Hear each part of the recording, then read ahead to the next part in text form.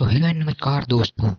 आज हम एक बार फिर आ चुके हैं सी लैंग्वेज का फाइनल फॉर्म मतलब कि फाइनल पार्ट लेके, जिसमें हम पढ़ेंगे कुछ कुछ एरे, स्ट्रिंग और फंक्शन रिकर्जन है और पॉइंटर्स जो है, डीएमए मतलब डायनेमिक मेमोरी एलोकेशन जो है। तो शुरू करते हैं आज की वीडियो। अगर आपने अगली वीडियो नहीं देखी है तो अगर इच्छा करे तो ज़रूर देखना। तो चलिए शुरू करते हैं। तो भाई पहला जो है वो ये क्या आ गया भाई? हाँ, एरे और स्ट्रिंग। तो एरे किसे कहते हैं? Array it is a collection of element with same name and same data type has been know that, but if you don't know then the array is a type. मींस array कैसा होता है? Array होता है array कुछ होता है इस टाइप का। अभी हम ड्रॉ नहीं करें, मतलब इस टाइप का एरे होता है। Collection of same element same data type उसकी सेम होगी और उसका सेम नेम होगा जो एलिमेंट है उसका। उसके टाइप है 1D 2D और मल्टी डायमेंशनल स्ट्रिंग फॉर्म। और उसकी सिंटैक्स की अगर हम बात करें तो पहले हम उसकी डेटा टाइप लिखेंगे, उसके बाद एरे जो लेंगे उसका नेम, देन उसकी साइज डिफाइन करेंगे हम इस स्क्वायर ब्रैकेट में। सेमीकोलन तो आता ही है। एग्जांपल से देखते हैं। तो ये है डेटा टाइप और ये है आपका एरे वाला नेम। यहाँ पे मैंने एरे वाला नेम हैज अ मार्क लिया है, मतलब कि मैं यहाँ पे स्टूडेंट्स के मार्क्स प्रिंट कराना चाहता हूँ, क्योंकि एरे एक ऐसा एलिमेंट है कि जिसे हम मल्टीपल वैल्यू एक डेटा टाइप में लीनियरली स्टोर कर सकते हैं। Collection of elements, same name, उसका नेम सेम होगा, ये देखिए सेम नेम होगा और सेम डेटा टाइप होगा। और फिर हमने लूपिंग स्टेटमेंट का यूज़ किया है। ज़्यादा बार प्रिंट करने के लिए आप इसे एक बार भी प्रिंट कर सकते हैं। ये फोर को हटा दीजिए और प्रिंट सिर्फ इतना कर दीजिए। तो आपको लग रहा होगा कि ये क्या किया है। तो ये भाई ये किया है कि हमने सभी को प्रिंट किया है, इसलिए ये सब प्रिंट हो गए इसके आउटपुट में। लेकिन अगर आपको एक ही चाहिए तो उसमें सिंपल है। यहाँ पे जो आई लिखा हुआ है उस आई की जगह पे आपको लिख देना है इसमें से कोई भी इंडेक्स एज एज मैं आपको बता दूं कि इसकी इंडेक्स जीरो से शुरू होती है। ये वाला जीरो, ये वन, ये टू, ये थ्री और ये फोर। ये टोटल चार इंडेक्सेस हैं। कभी भी इंडेक्स की बात हो तो ये जीरो से शुरू होगा एरे। ठीक है, वो वन से शुरू नहीं होगा। एलिमेंट यहाँ पे फाइव है, लेकिन इंडेक्स की जो बात की जाए तो इसमें टोटल इंडेक्स फोर है। अब आते हैं स्ट्रिंग पर। String is a collection of characters stored in array and end with the null character backslash zero. ये कहना क्या चाहते हैं हम डिस्क्रिप्शन देखते हैं। Stored as character array, character type का एरे स्टोर करता है। क्या करता है? स्ट्रिंग कैरेक्टर टाइप का एरे स्टोर करता है। मतलब last character is backslash zero. Last character जो होता है वो बैकस्लैश जीरो होता है, मतलब कि उसका एंड कैरेक्टर जो है वो बैकस्लैश जीरो होता है। Used to store text. String है, स्ट्रिंग अगर टेक्स्ट स्टोर करना है तो उसे हम स्ट्रिंग ही बोलेंगे। तो उसे हम कहेंगे store text is called string. उसका यूज होता है उसमें। उसका सिंटैक्स है कैरेक्टर, मतलब कि है डेटा टाइप। और ये जो हमने टॉपिक वाइज स्ट्रिंग लिया वो स्ट्रिंग। एंड हमने डेफिनेशन में देखा कि जो एरे हो है वो स्ट्रिंग कलेक्शन ऑफ क्या है, कैरेक्टर एरे में स्टोर करता है। तो ये है उसकी साइज। स्क्वायर ब्रैकेट जब आते हैं तब तब एरे देखने को मिलता है। अब आता है कुछ ऐसा, ये है उसकी सिंटैक्स। हाँ भाई, तो यहाँ ये हमारा मेन पार्ट है। ये क्या बोल रहा है कि ये है डेटा टाइप और ये है स्ट्रिंग, जो एरे टाइप जो एरे टाइप का स्ट्रिंग स्टोर करता है। स्ट्रिंग मतलब कलेक्शन ऑफ एलिमेंट। ये है कलेक्शन ऑफ एलिमेंट। इसमें से जो ए है वो एलिमेंट है, आर एलिमेंट, एस एलिमेंट और एच भी एलिमेंट। उसके जब कलेक्शन हो गए तो उसे हम स्ट्रिंग बोलेंगे। वो स्टोर किस तरीके से होता है कोड में वो यहाँ पे लिखा है, किस तरीके से एरे के फॉर्म में जब हम कलेक्शन ऑफ एलिमेंट को स्टोर करेंगे तो उसे हम कहेंगे स्ट्रिंग। और ये हो गया सिंपली प्रिंट। और हाँ, उसकी डेटा टाइप की अगर बात करें तो वो परसेंटेज एस आएगा, क्योंकि ये स्ट्रिंग टाइप का है। तो चलते हैं आगे। ये दोनों सिंपल ही थे। अब आया फंक्शन और रिकर्जन। फंक्शन किसे कहते हैं? तो भाई ये टॉपिक आ गया ऑब्जेक्ट ओरिएंटेड लेवल का, जिसमें ऑब्जेक्ट ओरिएंटेड इम्प्लीमेंट नहीं है। लेकिन फंक्शन की हम बात करें तो जो लाइब्रेरी फंक्शंस है यहाँ पे इसकी बात हो रही है। जब ऑब्जेक्ट ओरिएंटेड प्रोग्रामिंग में जाते हैं तो वहाँ पे फंक्शन कुछ अलग रोल बजाता है। ये भी फंक्शन वहाँ पे इस तरीके से होते ही हैं, लेकिन यहाँ पे इनपुट आउटपुट ही होते हैं और वहाँ पे स्पेशली हम फंक्शन कॉल करते हैं, क्रिएट करते हैं इस तरीके से। तो वही आता है अब A function is a self-contained block of code that performs specific task. तो भाई जो फंक्शन जो होते हैं वो क्यों होते हैं, क्योंकि यहाँ पे लाइब्रेरी फंक्शन की हम बात कर रहे हैं, तो फंक्शन इसलिए होते हैं कि वो एक सेल्फ कंटेन्ड ब्लॉक होते हैं जो कुछ भी स्पेसिफिक टास्क को परफॉर्म करने के लिए पहले से ही जिसने लैंग्वेज निकाली है, सी लैंग्वेज उन्होंने ही बनाए थे 1973. This is called library function and also there is a user defined function.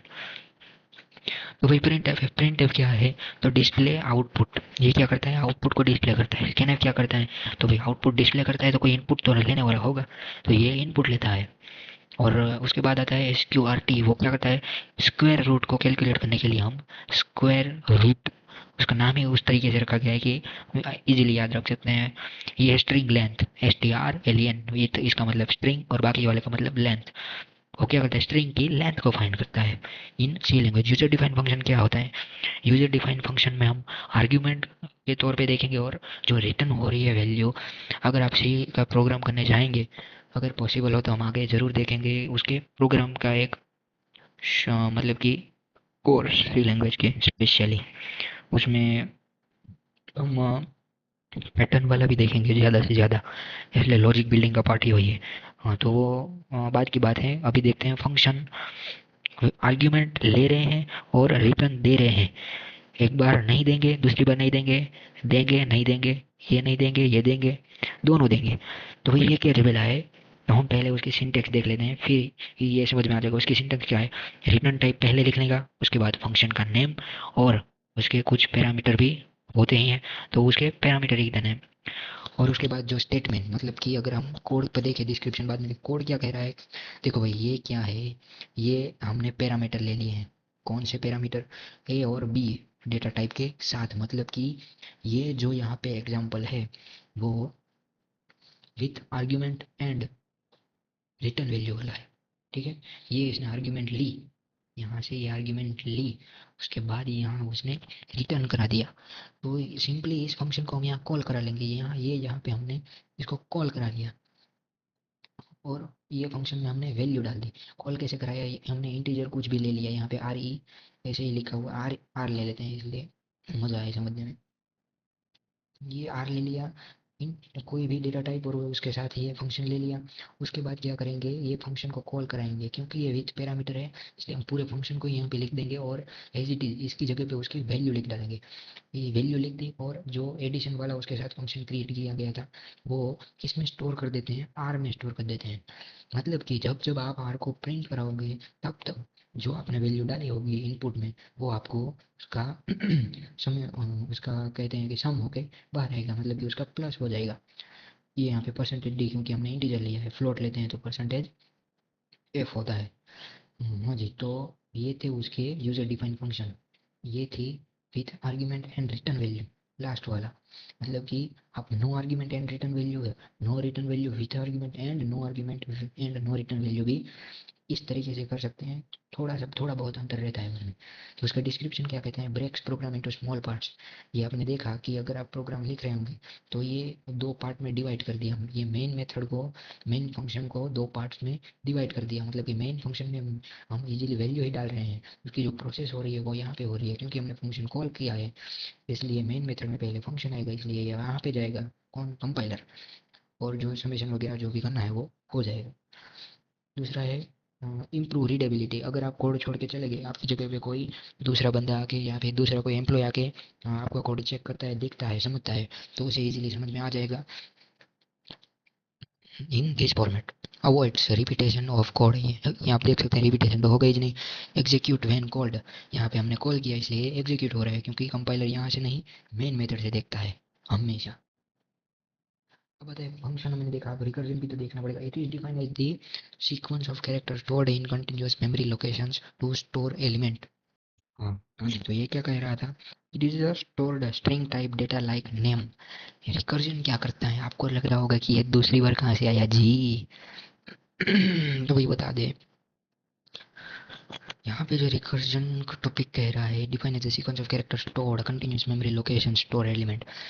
Continuous जो मेमोरी मेमोरी लोकेशन जो है उसमें हम अगर एलिमेंट को स्टोर करने की बात करें तो वो सीक्वेंस ऑफ कैरेक्टर्स में स्टोर करेगा. ठीक है, वो स्ट्रिंग टाइप का डेटा स्टोर करेगा also. Function in C like classified based on argument and return value. Function and recursion identify by this, जो हमने आगे देख लिया है। और उसकी ये वॉइड, यहाँ पे इंटीजर भी ले सकते हैं फंक्शन, मतलब कि यहाँ डेटा टाइप का नेम, ये वॉइड लिखा है। फिर फंक्शन का नेम, जो फंक्शन आता है उसका नेम, और ये उसके क्लास में, क्लासिफाइड में वॉइड। अब ये आता है वॉइड ग्रीट, ग्रीट मतलब कि शुभेच्छा, अच्छा है, ऐसा। यहाँ पे कुछ फंक्शन का नेम ले लिया और डेटा टाइप के वाला सिंटेक्स के मुताबिक हमने ये वॉइड लिख दिया।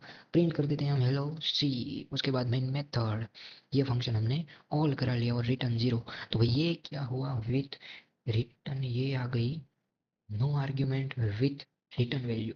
यहाँ पे कोई आर्ग्यूमेंट नहीं थी, लेकिन return value zero, return value है। नो आर्ग्यूमेंट नो रिटर्न, हाँ सॉरी, यहाँ पे हमने रिटर्न वैल्यू भी नहीं कराई है। ये रिटर्न जीरो क्यों किया है, क्योंकि ये इंटीजर टाइप का है, मतलब कि कुछ लेता है तो वो जीरो भी होना मैंडेटरी है, इसलिए हमने, ये एग्जांपल है no argument and no return value. यहाँ पे कोई आर्ग्यूमेंट नहीं है और यहाँ पे उस आर्ग्यूमेंट का कोई रिटर्न टाइप भी नहीं है। तो ये था रिकर्जन। अब आता है पॉइंटर, जो पॉइंट करता है, किसको पॉइंट करता है, तो वो पॉइंट करता है दूसरे वेरिएबल के एड्रेस को। देखते हैं, हाँ जी, तो उसका एग्जांपल सिंपली लिखते हैं हम कि अगर कोई आपको कॉल करता है और आप उसका कॉल फॉरवर्ड कर देते हैं, ये एग्जांपल कह नहीं सकते, लेकिन सिंपल वर्ड्स में अगर हम कहना चाहें, तो आप अगर दूसरे के कॉल पर पॉइंट करा देते हैं, उसे फॉरवर्ड करा देते हैं, तो जब वो कॉल, सामने वाला बंदा जो कॉल करेगा, तो वो फॉरवर्डिंग डायरेक्टली हो जाएगी, आपने जहाँ पे उसे पॉइंट किया जा चुका था वहां पे करेगा। सिंपली हम डिस्क्रिप्शन उसका समझते हैं, तो फिर उसका डिस्क्रिप्शन क्या कहते हैं, breaks program in small parts. Break program in small parts, वो आपको अभी समझ में शायद ना आए, आगे हम देखेंगे। इम्प्रूव रीडेबिलिटी, रीडेबिलिटी को इम्प्रूव करता है। Avoid repetition of code, execute when called. उसका डेटा टाइप कुछ इस प्रकार से है। हाँ जी, जिसका हमें इंतजार था। क्या कहा है पहले, break program in small parts.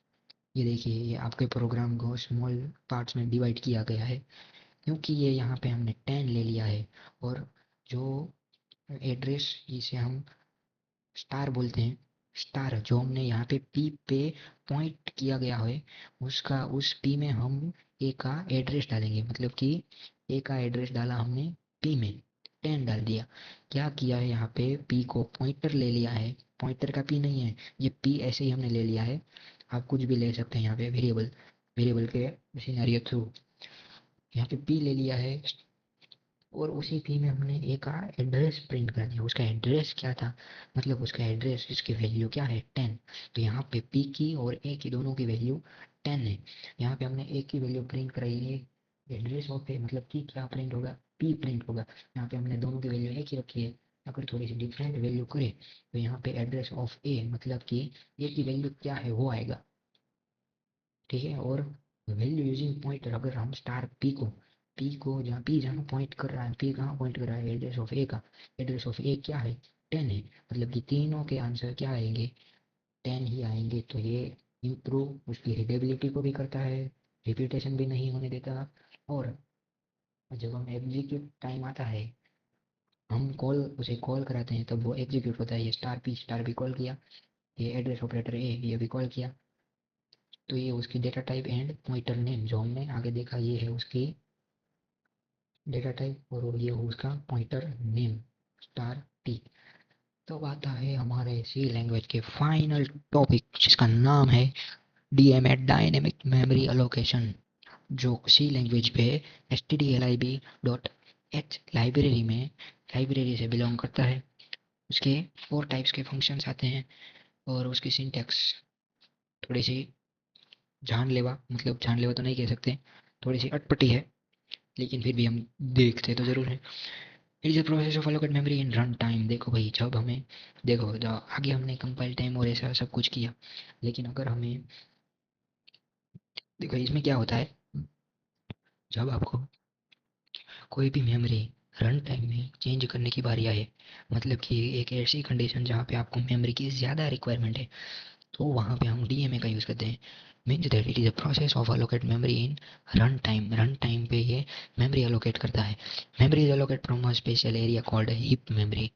जो हीप जो उसका एक मतलब कि वो कह सकते हैं कि उसकी एक स्पेस है, स्पेस कही जाती है सी लैंग्वेज में। उस एरिया को हम कैसे करते हैं मेमोरी अलोकेट, कहाँ पे करते हैं, हीप वाले सेक्शन में करते हैं, ठीक है। जो ये मैंने बताया है stdlib.h लाइब्रेरी से बिलोंग करता है।